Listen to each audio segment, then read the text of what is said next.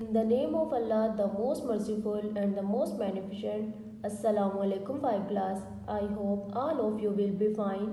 Today we discuss about the general science subject, chapter 8, part 2. Its topic is structure of the earth.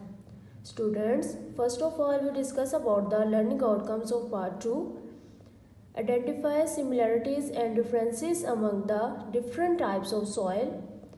Investigate the composition and characteristics of different soils. Dear students, discuss about the soil. Major part of the earth is made up of rocks. हमारी ज़मीन का ज़्यादातर हिस्सा जो चट्टानों से बना है. Rocks are often broken down by strong sunshine, rains and forest winds blowing over thousands of years. कि हज़ारों साल तक जो सूरज की रोशनी है, बारिश है, तेज़ हवाओं का चलना, जिसकी वजह से हमारी जो चट्टानें रॉक्स यानी कि चट्टानें टूट फूट का शिकार हो जाती हैं और बाद में यही चट्टानें जो है ये सॉइल में कन्वर्ट हो जाती हैं. This is very slow process called weathering. इस प्रोसेस को हम वेदरिंग कहते हैं. The upper part of the crust is made of this soil. जैसे कि हमने पढ़ा था कि हमारे जो अर्थ है उसके 3 लेयर्स हैं. The first part is crust and the second part is mental and the third part is core. तो इसी तरह the upper part of the earth का जो अपर पार्ट है वो क्रस्ट कहलाता है और वो ज़्यादातर मिट्टी से बना होता है. The upper part of the crust is made up of this soil. It supports the growth of crops, vegetations and plants which are essential for the existence of life on the earth just like air and water. कि जिस तरह हमें ज़मीन पर रहने के लिए हवा और पानी की ज़रूरत होती है, इसी तरह हमें वेजिटेबल्स, प्लांट्स, क्रॉप्स वगैरह की भी ज़रूरत होती है और वो हमें ज़मीन का जो अपर पार्ट है क्रस्ट उसके थ्रू हासिल होती हैं due to soil. Dear student, activity 8.3. Through this activity, we know about the components of the soil. Step 1. Take a sample of soil. कि सबसे पहले आपने किसी भी soil का जो sample लेना है. Spread it on a white paper or chart. फिर इसे आपने अपने पेपर या चार्ट पर इसे फैला देना है. Look at it through a magnifying glass. और magnifying glass को इस्तेमाल कर ऑब्जर्व करना है soil को. और there are some living organisms कि आप देखेंगे कि इसमें कुछ जो है वो लिविंग ऑर्गेनिजम्स होंगे, कुछ डेड वेजिटेशंस होंगी और ग्रेन्स ऑफ रॉक्स होंगे, मिनरल्स वगैरह इसमें मौजूद होंगी. All these items are called components of the soil. जैसे कि हमने देखा कि यहाँ पे मैग्नीफाइंग ग्लास को इस्तेमाल करते हुए हमने इस मिट्टी को देखा है, सॉइल को. तो हमें यहाँ पे living organisms, vegetations, grains, rocks वगैरह इस तरह की चीज़ें नज़र आई हैं. These are all the components of the soil. For your information, humus is the organic matter produced by the decay of vegetables, plants and dead animals matter. It retains moisture in the soil and make the soil fertile. Humus एक organic matter है जो कि सब्जियों, पौधों और dead animals के गलने सड़ने से पैदा होता है और ये हमारी सॉइल को नमदार और फर्टाइल यानी कि काश के काबिल बनाता है. Activity 8.4. Students, through this activity we know about the types of soil. Put a sample of soil in glass bottle or jar. कि आपने कुछ है वह सैम्पल लेने हैं और इसे अपने बॉटल यहाँ पे जार में आपने इसमें डालना है. pour some water in it और इसमें कुछ पानी भी आपने ऐड करना है. Shake well to mix the soil and water and place it on the table. कि आपने क्या करना है, इसमें थोड़ा सा पानी डालना है. पानी डालने के बाद इसे मिक्स कर देना है और मिक्स करने के बाद इसे अपने टेबल पर रख देना है.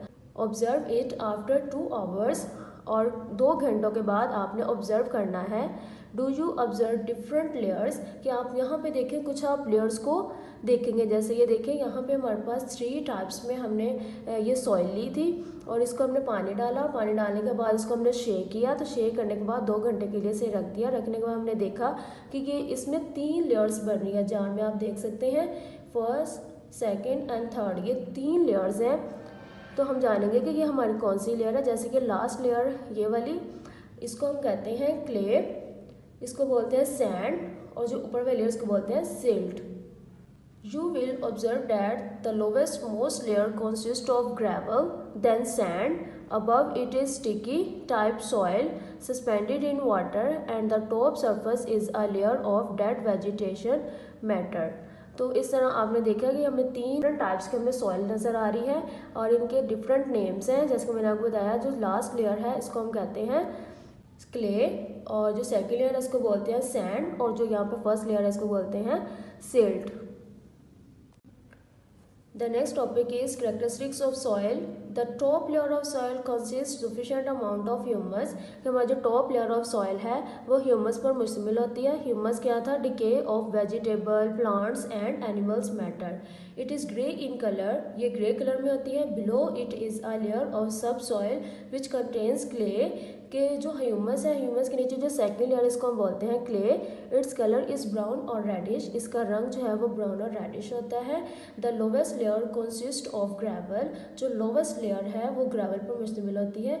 The soil of different places may differ in particle size, weight, moisture, color and texture, कि मुख्तलिफ जगहों पर मुख्तलिफ किस्म की सॉइल पाई जाती है और इनके पार्टिकल्स के लिहाज से डिफरेंट होती हैं। वेट, मॉइस्चर, कलर और टेक्सचर, इन तमाम क्वालिटीज़ के लिहाज से एक दूसरे से मुख्तलिफ होती हैं।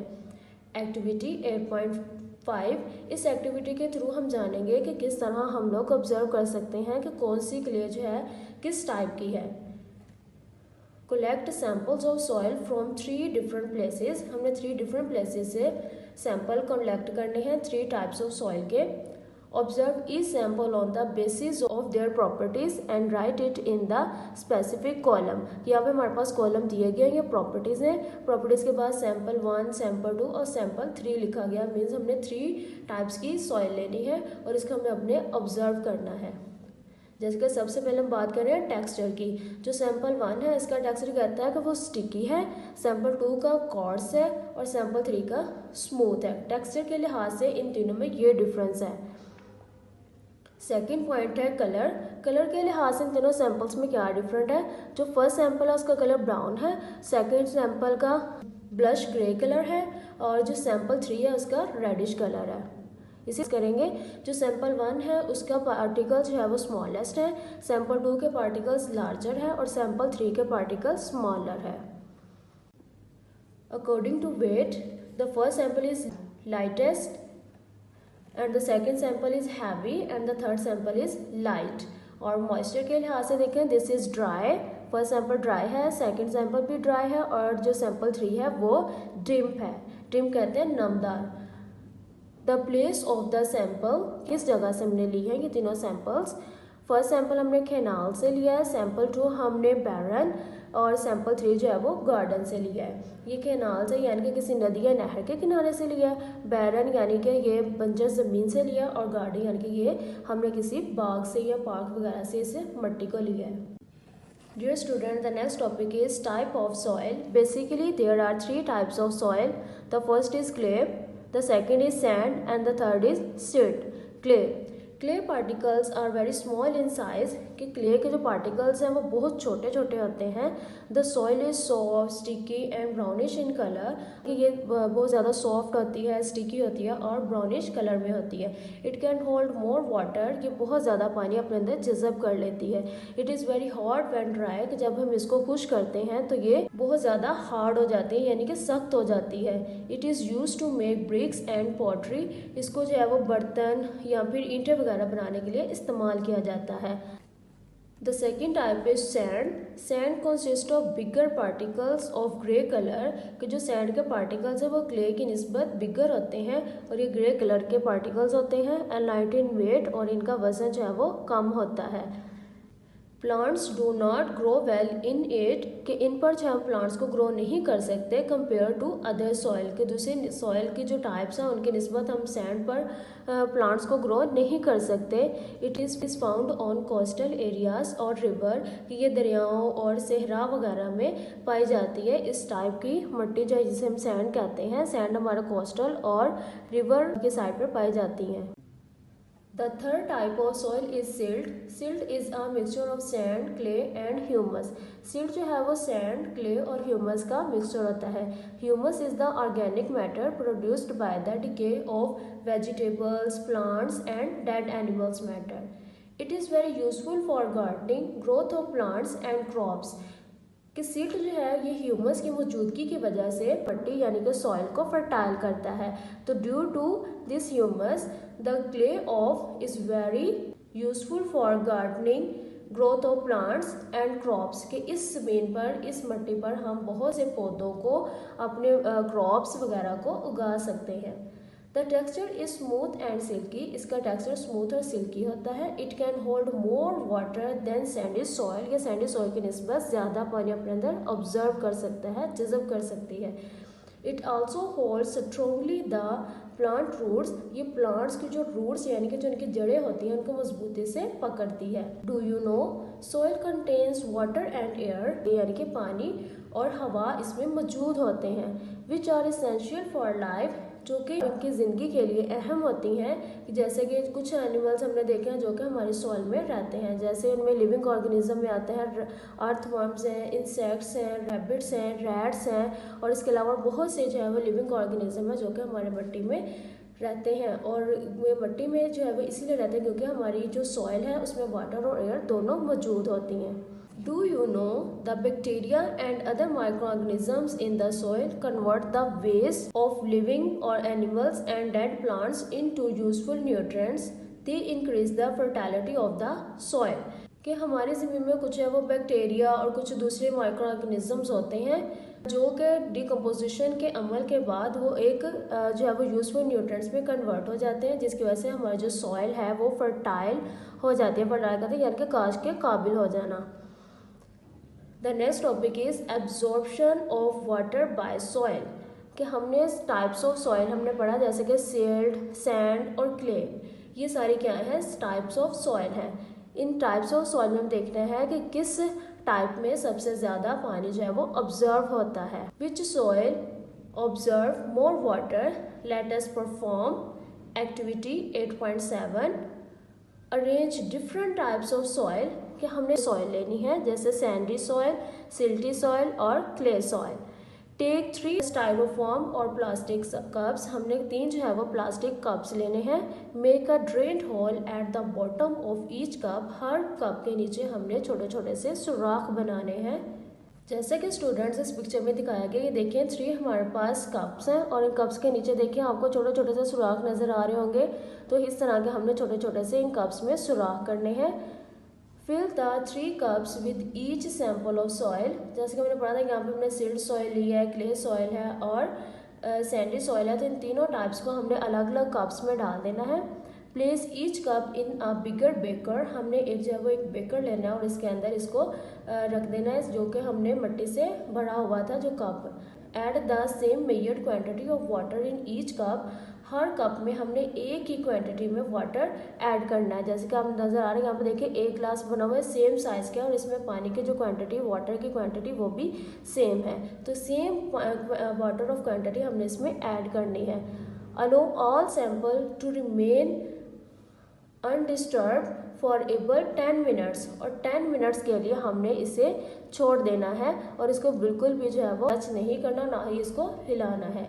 Measure the quantity of water that dripped from each cup using a graduated cylinder, कि अब जो है वो हमने ये देखना है कि किस सॉइल ने जो है वो सबसे ज़्यादा पानी ऑब्जर्व किया है और किस सॉइल में से सबसे ज़्यादा पानी जो है वो ऑब्जर्व नहीं किया और सुराख बनाए थे उस सुराख में से जो है वो खारिज हो चुका है वो पानी।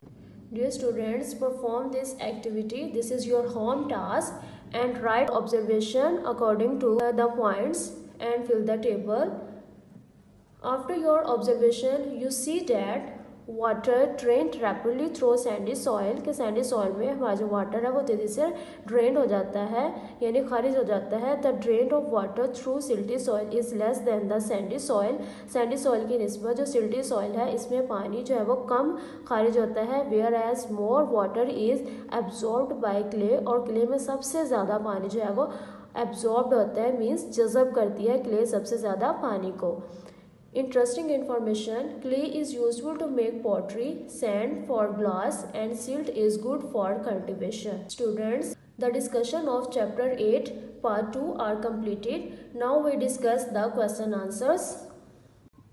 Chapter 8 question number 3, which matter is obtained from decayed plants and insects? Humus is the organic matter produced by the decay of vegetables, plants and dead animals matter. Question number 4, what part of the earth's surface consists of oceans? How can we not drink sea water? About 97% of the earth surface consist of oceans. हमारा 97% water जो है वो oceans पर मुश्तमिल है। Due to more salted water, कि जो ocean का वाटर है वो बहुत ज़्यादा नमकीन होता है, इट इज़ नॉट ड्रिंकेबल, इसलिए ये पीने के काबिल नहीं होता।